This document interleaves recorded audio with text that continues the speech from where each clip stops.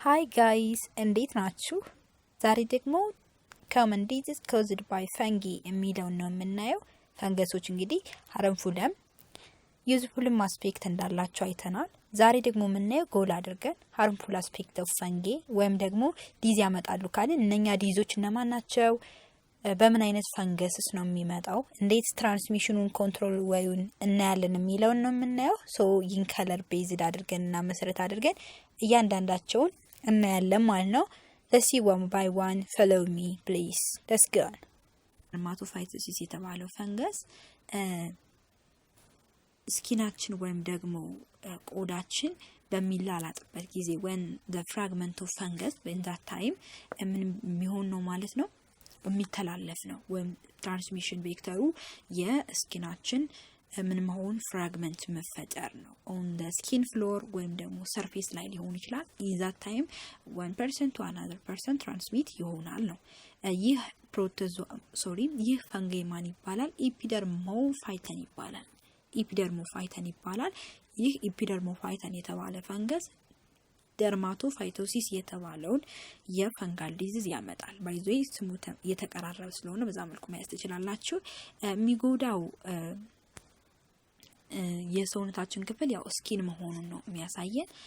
ሳይኑ ወይም ደግሞ ሲምፕተሙ ስንመለከት ብሊስተር ላይክ ሌዥንስ ነው። ወተባዛት ብሊስተር ላይክ ሌዥን ይፈጥረና እነዚህ አይነት ሲምፕተሞች ሲፈጠሩ የደርማቶፋይቶሲስ በሽታ እንደያዘን ማወቅ እንችላለን ነው። what about the second one? ሁለተኛው ደግሞ በአትሌቶች ሩጫ በሚሮጡበት ሰዓት እግራቸው በፈንገስ የሚጠቃበት ታይም አለ። ያ ማለት አሁን ነጭ ሲሆን እግራችን በተለምዶ ሟርሟሪት የምንለው ነገር ሽታ ሲያመጣ ምናምን እሱ በፈንገስ መጠቃቱን ነው የሚያሳየን። ያ ፈንገስ ደግሞ ምን ተብሎ ይጠራል? ማይክሮስፖሩም ወይም ደግሞ ትሪኮፋይተን ብለን እንጠራዋለን። እዛ ጋር ማን ብለን ነበር? ደርማቶፋይቶሲስ ካልኖላ ኤፒደርሞፋይተን ብለን ነበር። ኤፒደርሞፋይተን ቲኒያስ ላይ ደግሞ ማይክሮስፖሩም ወይም ደግሞ ትሪኮፋይተን ብለን እንጠራዋለን። ይህ ትሪኮፋይተን ወይም ማይክሮስፖሩም የምንለው በአጠቃላይ አትሌቶች ሩጫ በሚሮጡበት ሰዓት የሚመጣ ዲዚዝ ነው ማለት ነው። ያን ለመግለጽ ተፈልጎ ነው እንጂ ግዴታ ሩጫ ስንሮጥ ብቻ አይደለም። ሶቲኒያ ፔዲስ የምንለው ለምሳሌ ማለት ነው። ሌላኛው ደግሞ ካንዲዲያሲስ ነው። ካንዲዲያሲስ የተባለው የፈንገስ በሽታ ደግሞ ካንዲዲያ አልቢካን በተባለው ፈንገስ የሚመጣ ሲሆን ይሄ ደግሞ ሴክሹዋሊ የሚመጣ በሽታ ነው። ባይዞይ ሴክሹዋሊ ነው የሚመጣው። ሳይን ወይም ሲምፕተሙ ስንመለከት ኢቺንግ፣ በርኒንግ፣ ፔንስ የሆነ ማቃጠል ስሜት ይሰማናል። ቺዚ ዲስቻርጅ አይነት ነገር እነኛ አይነት ስሜቶች ካሉ የካንዲዲያሲስ በሽታ እኛ ጋር አድሯል ማለት ነው። what about the other one? ሌላኛው ደግሞ ትረሽ የሚባለው የፈንገስ በሽታ ነው። ትረሽ የተባለው የፈንገስ በሽታ የመጣው ካንዲዲያ አልቢካንስ በተባለው የፈንገስ ዝርያ ነው። ትረሽ የምንለው ማለት ነው። the same true ካንዲዲያሲስ በተባለው የፈንገስ በሽታ ማለት ነው። ይህ ደግሞ የሚያሳየው ሲምፕተም እንደዛ አይነት በሽታ በሚይዝበት ጊዜኛ የሚያሳየው ሲምፕተም ምን አይነት ሲምፕተም ነው ካለ what flakes on mucous membrane እዚህ ጋር ሞከስ ላይ የሆነ ምልክት የሚያሳይ የፈንገስ በሽታ ማን ይባላል ብትባሉ ትረሽ ብላችሁ መግለጽ ትችላላችሁ።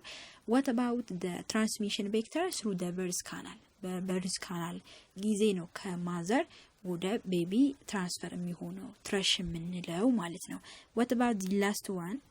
ሌላኛው ደግሞ አስፓርጂሎሲስ ይባላል። አስፓርጂሎሲስ የተባለው የፈንጋል ዲዚዝ ደግሞ አስፓርጂለስ ፉሚጎትስ በተባለው ፈንገስ የመጣ በሽታ ሲሆን ይህ የሚያሳየው ምልክት ወይም ደግሞ በዚህ በሽታ መጠቃታችንን የሚያሳየን ምልክቱ ምንድነው? አንደኛ ብለዲ ካፍ ነው። የሆነ ስኒዝ ስናደርግ ኦር ካፊንግ የሆነ ስሜት ሲኖር ኢን ዚስ ታይም ብለዲ የሆነ ኤክስክራተር ነገር እናስወግዳለን። ቸስታችን ወይም ደረታችን አካባቢ ያመናል። ዌዚንግ፣ ሾርትነስ ኦፍ ብሬዝ የትንፋሽ ማጠር፣ ቶሎ እንተነፍሳለን አይነት ነገር። ሶ ኢን ዚስ ታይም አስፓርጂሎሲስ የተባለው በሽታ መያዛችን የታወቀ ነው ማለት ነው። ሌላኛው ደግሞ በምን ይተላለፋል? ከአንድ በሽተኛ ከሆነ ሰው ወደ ጤነኛ ወደ ሆነ ሰው እንዴት ይተላለፋል ከተባለ ኤርቦርን በሆኑ ስፖሮች አማካኝነት እነኚህ ኤርቦርን በሆኑ ስፖሮች አማካኝነት ትራንስፈር ሆኖ ምን ያደርጋል ማለት ነው እኛን ያጠቃናል ማለት በእንደዚህ አይነት መልኩ ትራንስሚት ይደረጋል። እንዴት ልንቆጣጠረው እንችላለን የሚለውን ዳይሬክትሊ የሚታወቅ ነገር ነው። ባይዞ ኢንዚስ ታይም አስፓርጂሎሲስ የተባለውን ፈንገስ በሽታ